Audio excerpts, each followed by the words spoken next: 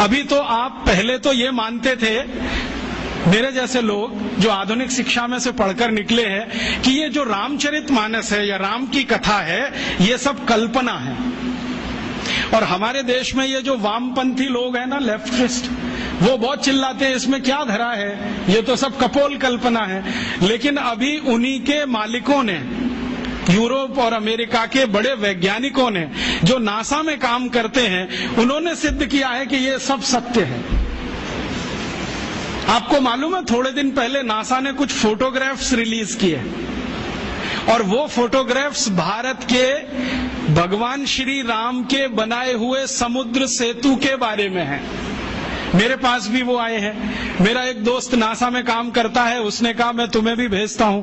बहुत सुंदर फोटोग्राफ्स हैं, सैटेलाइट से उतारे गए हैं, कैमरे से नहीं। और उन फोटोग्राफ से पता चलता है कि आज से इतने लाख वर्ष पहले श्री राम जी ने लंका जाने के लिए पुल बनाया था। वो पुल आज भी सुरक्षित है। बस इतना ही अंतर है कि पहले वो समुद्र के ऊपर था, अब समुद्र में नीचे है। नीचे कैसे चला गया? हो सकता है पिछले कुछ लाख वर्षों में 2-4 हजार बार सुनामी आ गया हो, और सुनामी आता है तो मंजिलों मंजिलों बिल्डिंग डूब जाती है, तो ये पुल भी डूब गया हो। लेकिन डूबने के बाद भी वो टूटा नहीं है, सुरक्षित है। और फोटोग्राफ्स बताते हैं और वो साफ दिख रहा है। मेरे पास दुर्भाग्य है कि एलसीडी प्रोजेक्टर नहीं आपको दिखाता, मेरे लैपटॉप में ये सभी फोटोग्राफ्स हैं। वो बताता है फोटोग्राफ्स कि पत्थर है ना, उनको कीलों से जोड़ा गया है। कीले होते हैं, और कीले इस मेटल के हैं जो लाखों साल में भी पानी में रह के क्षरण नहीं हुए। कहीं कहीं पत्थर के बीच में चूना लगाया गया है, वो साफ दिखता है। सीमेंट कहीं नहीं है, क्योंकि सीमेंट था भी नहीं। तो चूने और कीले से जोड़े हुए पत्थर अभी तक सुरक्षित हैं, टूटे नहीं है। और उससे भी बड़ी बात यह है कि उस पूरे पुल पर क्रैक नहीं है, कहीं भी एक क्रैक भी नहीं है। हम सीमेंट की अच्छी से अच्छी बिल्डिंग बनाते हैं और आरसीसी का लेंटर डालते हैं, 2-4 साल में ही क्रैक्स आ जाते हैं, लेकिन उसमें कोई क्रैक भी नहीं है। और उसकी एक और बड़ी विशेषता है कि वो पुल जो है ना, जेड शेप में है पूरा। जेड बनाते ना अंग्रेजी का, ऐसे है पुल।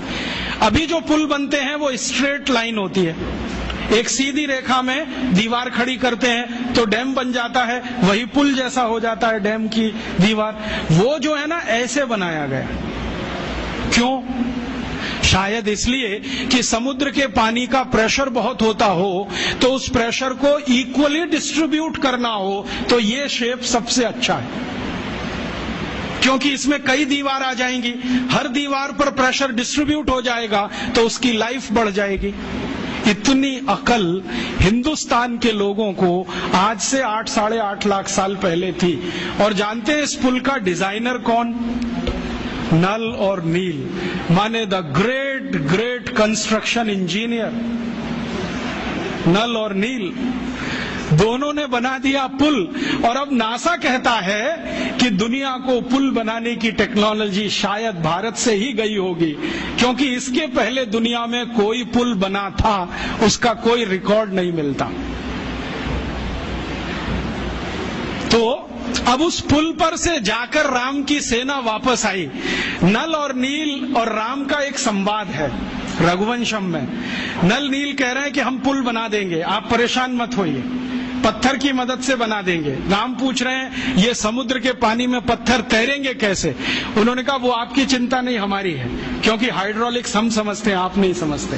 हाँ, वो ऐसे ही बोलते हैं। तो रघुवंशम में तो वो बराबर बात करते हैं। रामचरितमानस में तो सभी पात्र जो है ना, राम को भगवान मानते हैं, इसलिए बात ही नहीं करते। वाल्मीकि रामायण में, कंब रामायण में, रघुवंशम में सभी पात्र बराबर बात कर रहे हैं, क्योंकि वो सहयोगी हैं। तो वो राम को समझा रहे हैं कि इसकी चिंता आप मत करो, हम कर देंगे। राम पूछ रहे हैं तुम्हारे पास तकनीकी क्या है? तो उन्होंने कहा हम पहले नाव डुबोएंगे, पत्थर ले लेके नावों को डुबोएंगे, डूबते डूबते वो ऊपर तक आएगी, तब कंस्ट्रक्शन शुरू करेंगे। कितना दिन लगेगा? उन्होंने कहा जो लगे सो लगे, लेकिन पुल बना देंगे। तो राम जी पूछ रहे हैं कि ये पुल बनेगा तो जाएंगे तो सही, लौट के आएंगे कि नहीं?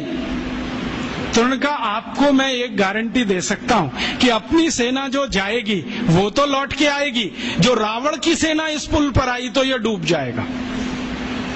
कैसे डूब जाएगा?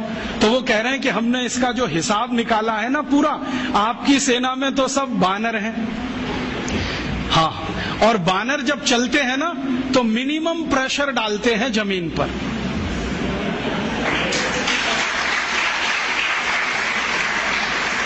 आपने देखा है ना, उनके पंजे भगवान ने कुछ ऐसे बनाए हैं कि उनका जमीन पर पंजे का टिकना बहुत कम दबाव डालता है, और वो ऐसे अद्भुत ऊर्जा के मालिक हैं सब बानर कि जैसे ही पंजा टिका तुरंत जंप कर देते हैं, और वो कंटिन्यू जंप कर सकते हैं, 1 किलोमीटर तक कर सकते हैं, 2 किलोमीटर तक कर सकते हैं। तो नल नील कह रहे हैं कि हमने पुल का डिजाइन ऐसा रखा है कि ये बानर जंप करके तो निकल जाएंगे सबके सब, जो रावण की सेना आई तो ये डूब जाएगा, क्योंकि रावण की सेना में सब राक्षस हैं, राक्षस शरीर में भारी हैं, भारी होने के साथ दबाव ज्यादा डालते हैं, तो ये पुल टूट जाएगा, वो मर जाएंगे। इसलिए युद्ध में हम विजयी होंगे, हारने का चांस नहीं। इस क्वालिटी की चीजें हैं।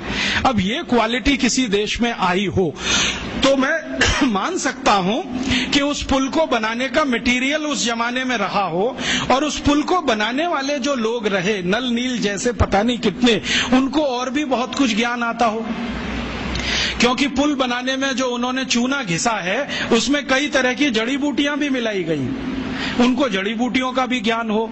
तो इससे यह सिद्ध होता है कि उस जमाने का कंस्ट्रक्शन इंजीनियर जड़ी बूटियों का भी ज्ञाता होता होगा।